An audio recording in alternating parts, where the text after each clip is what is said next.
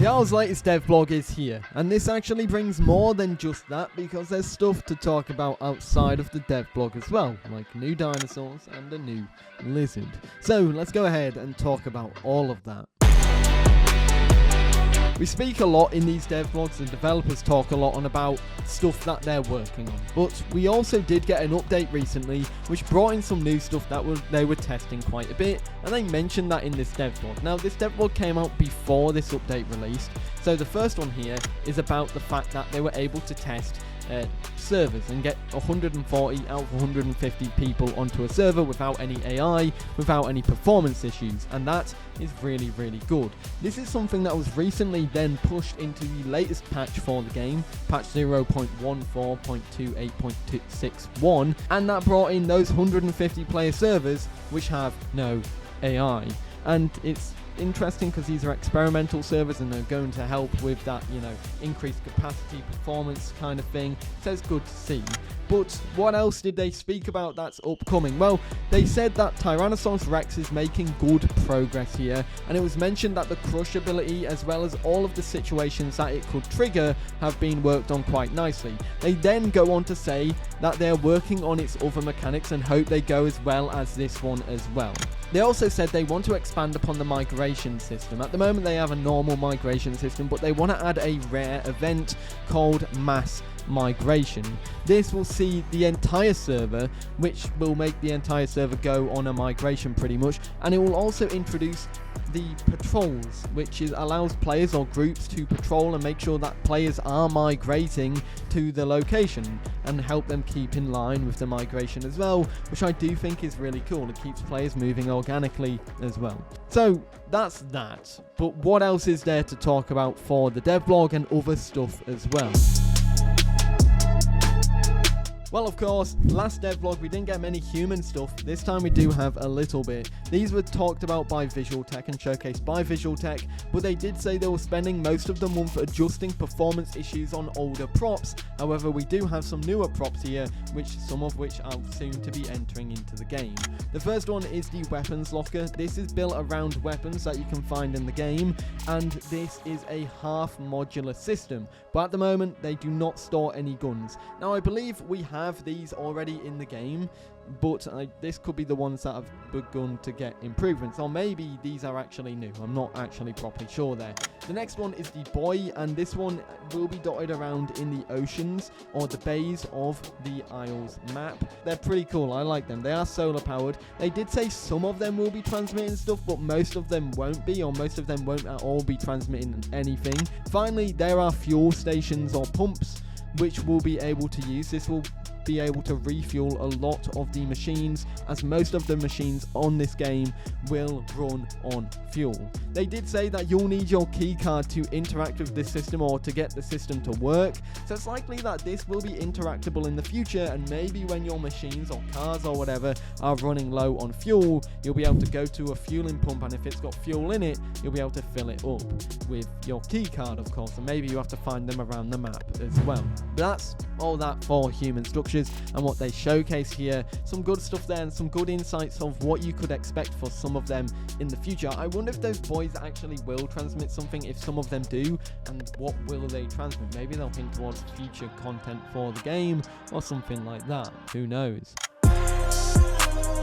In regards to the dinosaurs, we're now switching over to this stuff. This will be the last thing I mention in the devlog, because next up we're talking about some stuff outside of the devlog that were teased to us. But this is that there will be tertiary patterns for dinosaurs, and this was announced in the devlog by Fred. This is something that they've been working on for a while and will be for all playables in the roster. Currently they showcase the patterns on 4 dinosaurs, 2 of which are already in the game in terms of the dinosaurs, not the patterns, and the other 2 are upcoming dinosaurs for the game. The first one is the Hypsy, and I gotta say the tertiary pattern is an absolutely gorgeous pattern in my eyes. Probably the best one out of all of Hypsy's patterns in general. The other one that is for a dinosaur in game is the Gallimimus, which has a tertiary pattern shown. I do like it. It looks very similar to the other patterns, but I mean most of these follow the same color schemes anyways. It's just a change to the pattern. You can change the colors yourself with a wide array of options. That being said, the other 2 was Rex and Triceratops, and if I'm honest, my favorite one out of the 2 here is Triceratops's, mainly because it's got that oranges on the frill especially, and I love the pattern on it. The Rex looks nice, don't get me wrong, but the Triceratops looks so much better. So they also actually showcased the tertiary skin for Diabloceratops as well. Of course, Diabloceratops is not out just yet, but it looks like when it gets released, it might release alongside those tertiary skins, because it looks like it's being prepared to be worked on with those tertiary skins and released alongside them, because they're already teasing in the Phase 3 text channel that it has a tertiary skin. So maybe that will come together, maybe it won't, who knows.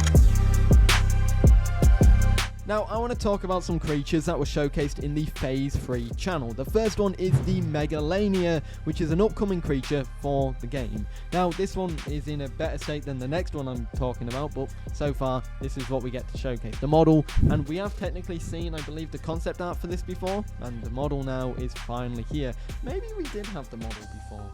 I'm not too sure, but that being said, Megalania's model looks great. I love the bulk on it. I love the detail and the texturing on this as well. The deep wrinkles, the grooves, everything on the body, and just how mean this thing looks. When you compare it to other games' Megalania models, this one to me, although I do prefer the more standard like Komodo Dragon-esque lizard, this one just looks so much meaner. And I guess because this is a bigger Komodo dragon in a sense, well, it has to look even meaner, right?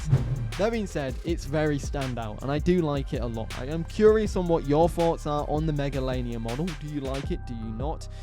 What are your thoughts on it? Because it does look very brutish.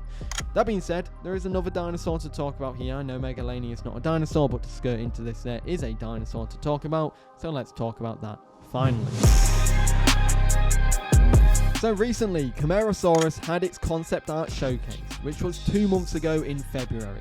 Now it has more concept art to explain, or so the developers said, because visually the other concept art, the field notes, didn't do it detail justice wise, like the detail on the model didn't do it justice, but that's something I'll dive into in a second.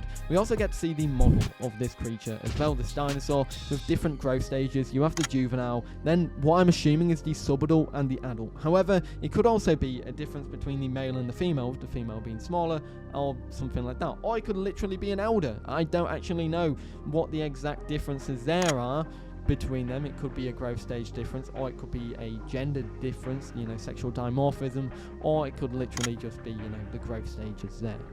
That being said, this looks absolutely gorgeous. The model is really pretty. The detail on it is really, really good. And yeah, it's one of those ones where I can't wait to see it in the game. Camarasaurus and a big sauropod in the aisle. We had Puertosaurus before, which I definitely messed that one up. I'm very sorry. But Camarasaurus looks like it's going to be taking that spot. Now let's really quickly talk about that concept art for it though, and discuss it, because I want to showcase that off. So here we have the concept art that was showcased for Camarasaurus. This was the model concepts before they actually showcased the model off. Now it's quite interesting because there are some stuff here that I want to talk about. The main thing, the standout thing here is the model, and you've got to see the detail here on this model as well, because it's really nicely done.